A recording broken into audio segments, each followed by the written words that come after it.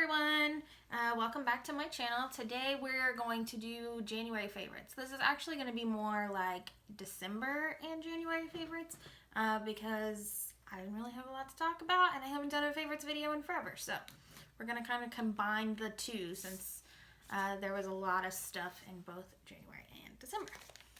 We're going to start with video games first. The first one I have to talk about is Bravely Second. It's for 3DS. It is the sequel to Bravely Default, so if you haven't played that one, I definitely wouldn't play Bravely Second first because it is a direct continuation of Bravely Default. I am a little late to the party on this one. This one's been out for a little while, but I finally just got around to playing it. It is a turn-based strategy game. But without, it's random encounter, turn-based strategy game, and it has a really neat, like, leveling up class system.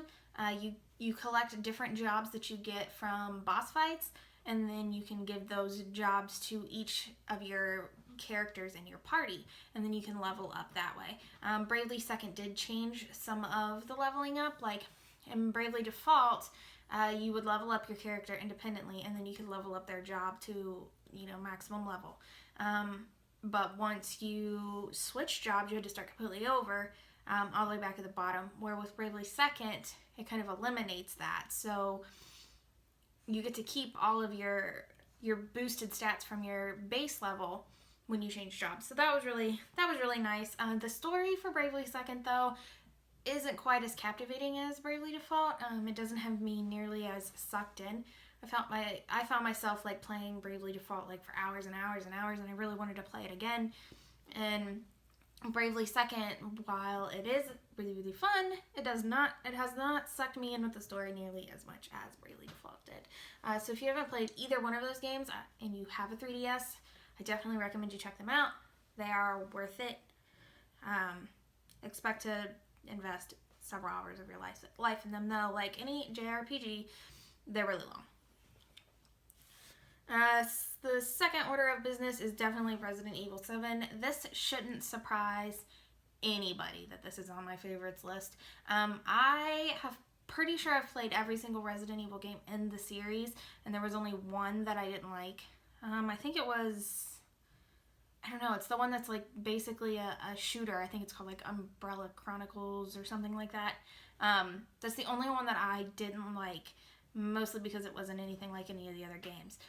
But Biohazard is different from the series. From what I've read online, one of the developers from Silent Hill actually worked on it with the Resident Evil team. So it definitely has a lot more of that creepy, spooky feel that Resident Evil kind of shied away from the last couple of games, where it was like more action-based, a lot of enemies, things like that. Where with Resident Evil 7 Biohazard, you have a lot more like just spooky, creepy, you have no idea what's going to pop out at you next feeling. But I liked it. That's not a complaint for me. I really enjoyed it. It was a lot of fun to play. I think it took me about 14 hours to beat the main campaign, and then there's a bunch of DLC coming out for it. I've played one on my channel so far. I plan to play the second one. That video will probably be up next week. And then with the second batch of DLC releases on Valentine's Day, I plan to play that and post it as well. So keep an eye out for those. My third game I want to talk about is actually a mobile game, and it's the Super Mario Run for iOS. Now, I really liked this game. It was fun. It's a Mario runner, and it was Nintendo's first mobile game. It's basically a continuous runner, and you run through the level, and you jump, and you collect coins and all that typical Mario stuff. My only real gripe with this is that it was $10 freaking. I paid $10 for this game. It had 10 worlds, and each world had 3 levels. Okay. 30 levels that take like 2 minutes to beat is not worth $10. So I'm a little bitter, but I mean, I'm the one that downloaded the free version and decided to pay the $10 for it. Couldn't help myself. I'm a Mario fan. That being said, though, it is a really fun game, and it's a really well-made game. They tried to make it to where it had replay value, where you could challenge your score against like your friends, or you could go back and do, what do they call it? I don't remember. Some kind of, you could go back and do another section of the game where you could like try to outscore other players around the world. You collect different colored toads and then you build a kingdom. But to be honest, that really wasn't all that fun. Once you finish the main maps, or at least for me anyway, the fun was over. You could replay them a few times, but to be honest, as soon as I finished like the last couple levels and I replayed some of the fun ones, I haven't touched it in a while. But it is a cool game. Worth $10? No. $5? Maybe. If you're a big Mario fan, pick it up. If not, just play the free version and say you played it. Alright, on to anime. I have more anime to talk about than I did games, but not by a long shot.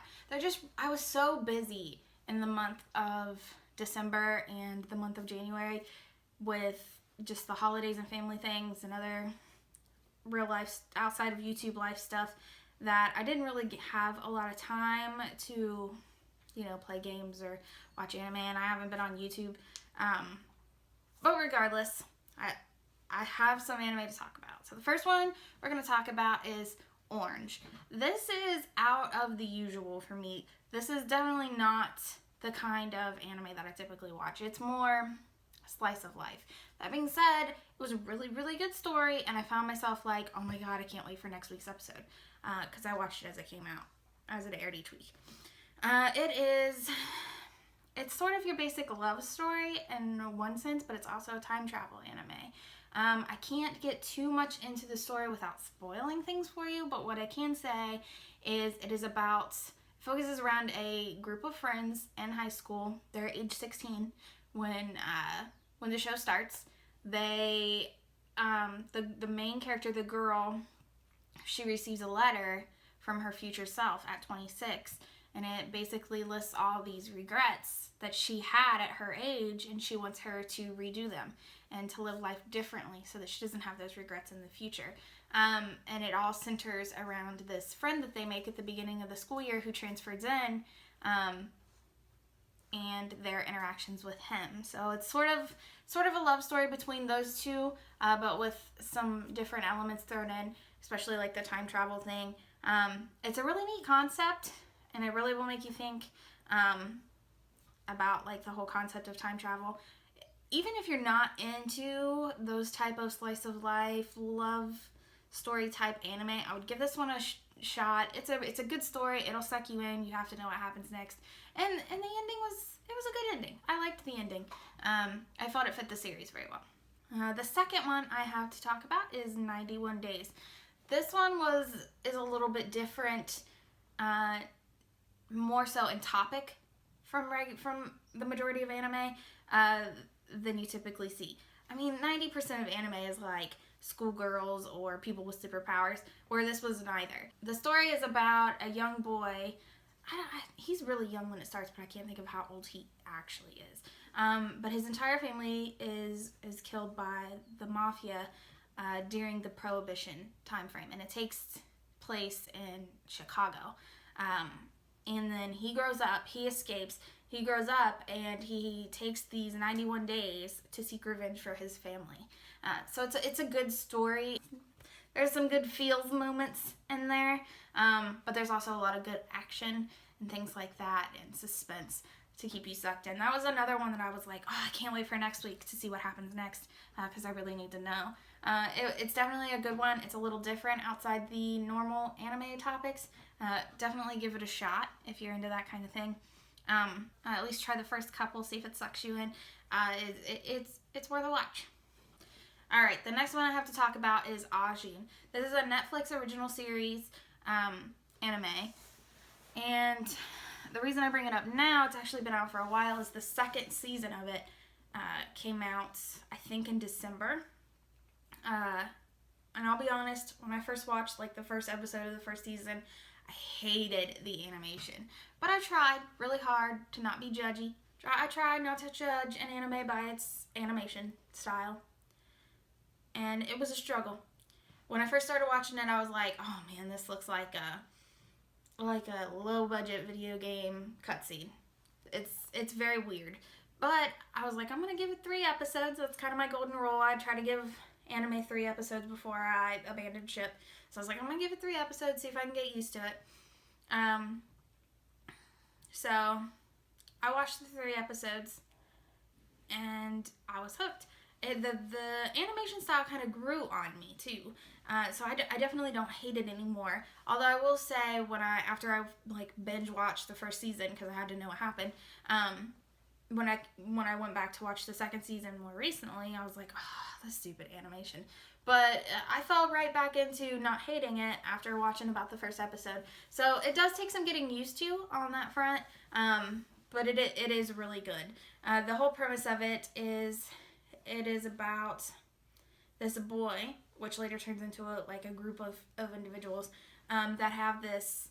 It's almost like a special, like a superpower.